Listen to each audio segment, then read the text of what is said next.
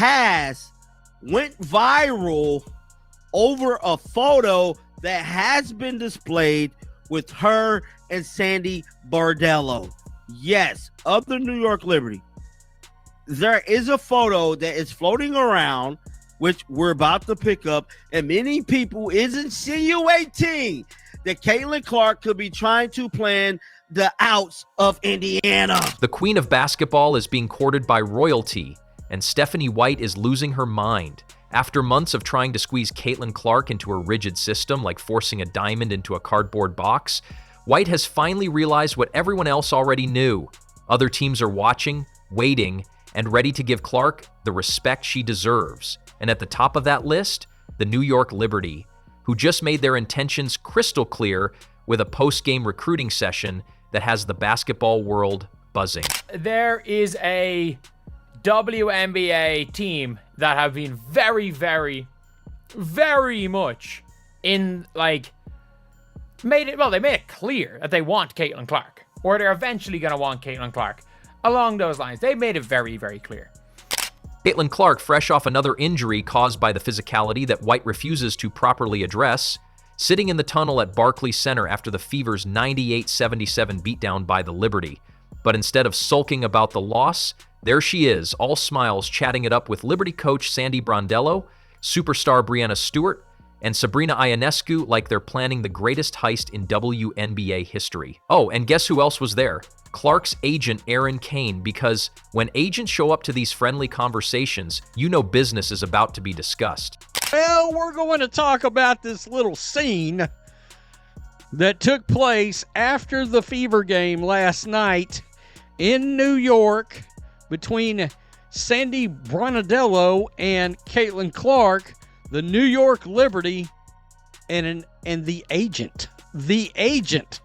That is what makes this so interesting. This isn't just a casual post-game chat between colleagues. This is Recruitment 101, and the Liberty sent their A-team to do the talking. Stewart, who's never leaving New York and has made that abundantly clear, Ionescu, who's locked in for life in the Big Apple, and Brondello, the coach who actually knows how to unlock generational talent instead of trying to suppress it. And today, we have just seen the New York Liberty players after the game meeting up with Caitlin Clark. It is Stewie, it is Sabrina Ionescu, there is Sandy Brondello. And by the way, Stewie is not leaving New York the rest of her career. That is one thing that I will be 99% sure of. That Stewie is not leaving. New York. Sabrina is not going to leave New York. I think there is a 50-50 chance Caitlin Clark leaves Indiana after her rookie season. Meanwhile, Stephanie White is somewhere in the background, probably having Vietnam flashbacks to every decision she's made this season. You know, like playing Natasha Howard more minutes than Caitlin Clark in the first half of games. You know, one thing I like about the New York Liberty, they got a little run and gun in their offense. When I watched them the other day against the Aces, and Sandy does a wonderful job making that ball go. And it's fast-paced. They shoot threes. They allow Sabrina be Sabrina. She can shoot her threes. They're a very well-balanced team. They got a little inside, but they also got some outside too. And I can see why they won the championship. And I just hope that when Caitlin Clark feels and sees that, she goes, that's a good idea. Like putting Clark on minutes restrictions that she herself called silly and refused to accept. Like watching her franchise player get injured for the 4th time this season while pretending the constant physicality she faces isn't connected to her injury problems.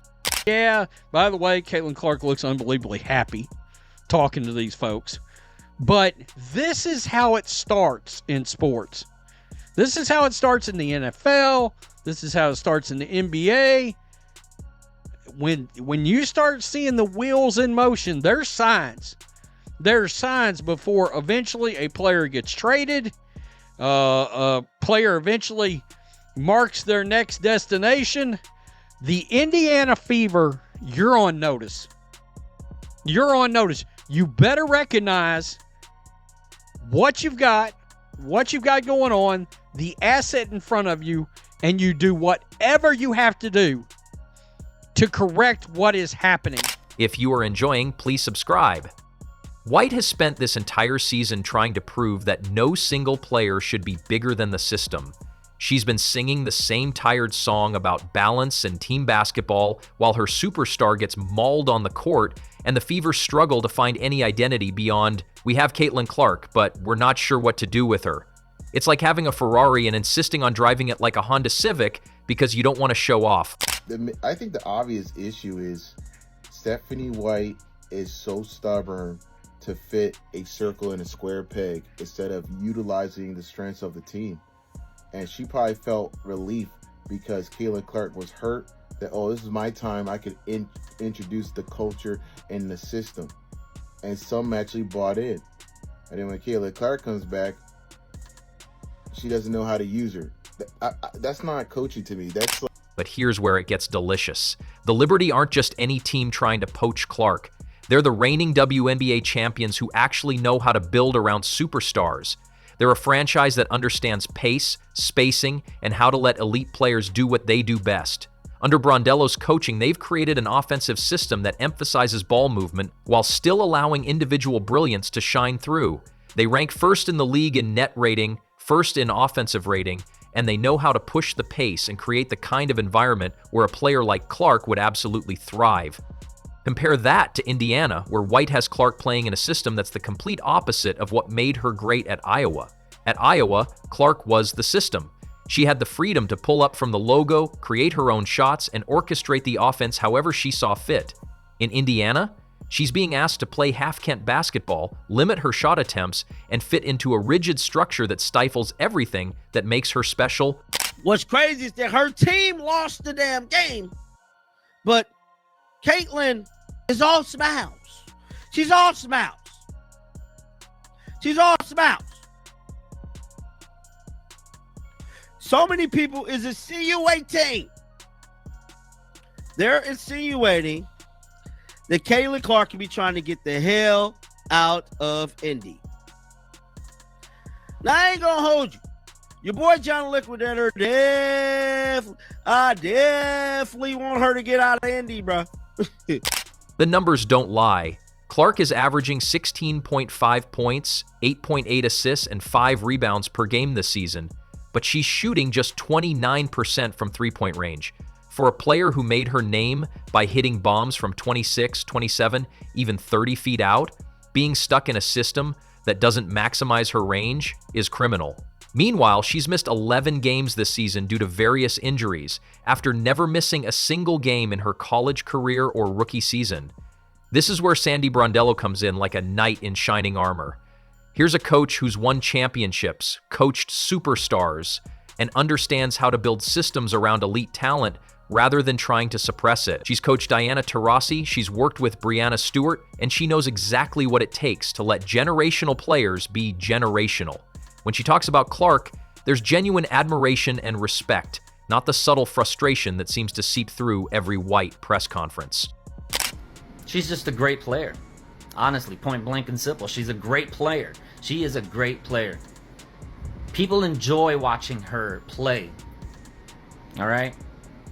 People enjoy it. I don't know why you guys hate her so much.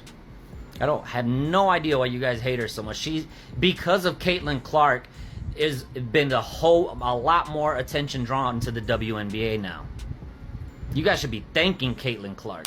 She's a great player, Brondello said about Clark, and you can hear the difference in tone compared to White's constant emphasis on team basketball and no one player being bigger than the system. Brondello gets it. She understands that when you have a player like Clark, you don't try to contain her, you build around her and let her elevate everyone else. The Liberty have the perfect storm brewing for Clark's arrival. They've got Stewart and Ionescu locked up long-term, both willing to take hometown discounts to bring in the biggest name in basketball. They've got a new facility coming, a championship pedigree, and most importantly, they've got a coach who won't try to turn Clark into something she's not. Yeah, you never want to see a player get injured, and a player like Caitlin coming back has had a few injuries this year. She's a great player. It would be good for our crowd to see her, but hopefully they get to see her after post-All-Star. We'll get to play her again. As for the All-Star, you know, I'm excited to get to know her a little bit. I think that's the part of the All-Star, is going to coach players that you haven't coached before and get them to know them a little bit and enjoy the whole celebration. But let's talk about what really has White panicking, the timing. Clark's rookie contract runs through 2026, but the WNBA's collective bargaining agreement is up for renegotiation, and there's talk about eliminating or reducing the restrictive rookie contract rules. That means Clark could have more leverage to demand a trade or simply walk away when her contract expires. And after watching how other teams treat their superstars compared to how she's being managed in Indiana, why would she want to stay? Look at the contrast in how these teams operate. The Liberty players were posting about team bonding trips to Napa Valley, getting fined $500,000 for chartering flights to give their players better travel conditions. Meanwhile, the Fever can't even figure out how to keep their franchise player healthy or create an offensive system that maximizes her talents. The recruitment scene in that tunnel wasn't subtle.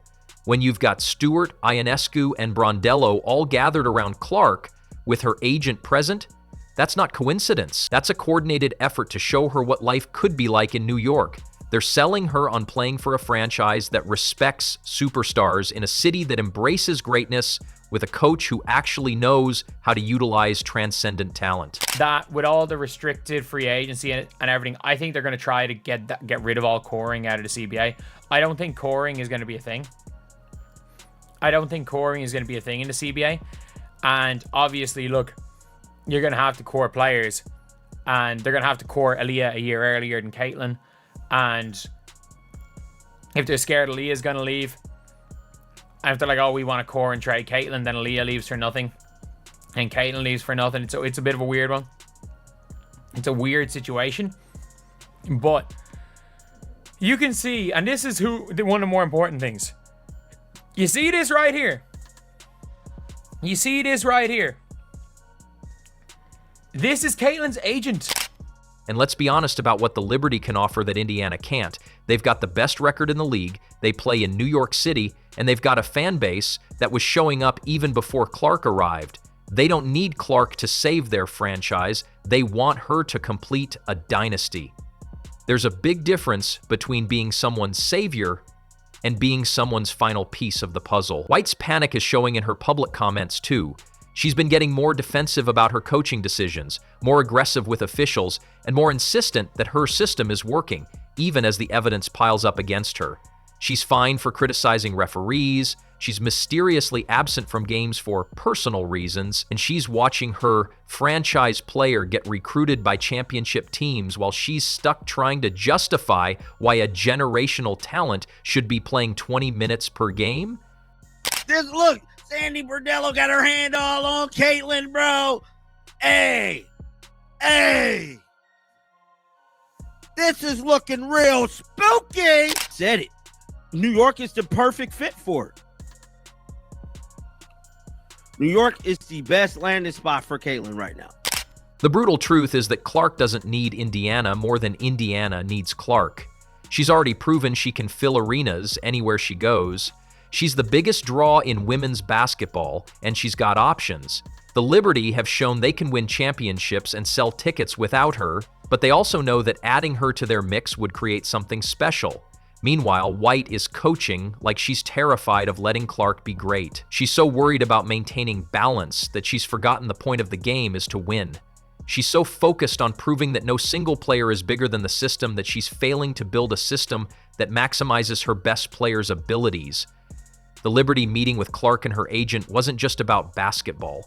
It was about respect. It was about showing her what it looks like to be valued, to be built around, to be given the freedom to be the player she was born to be.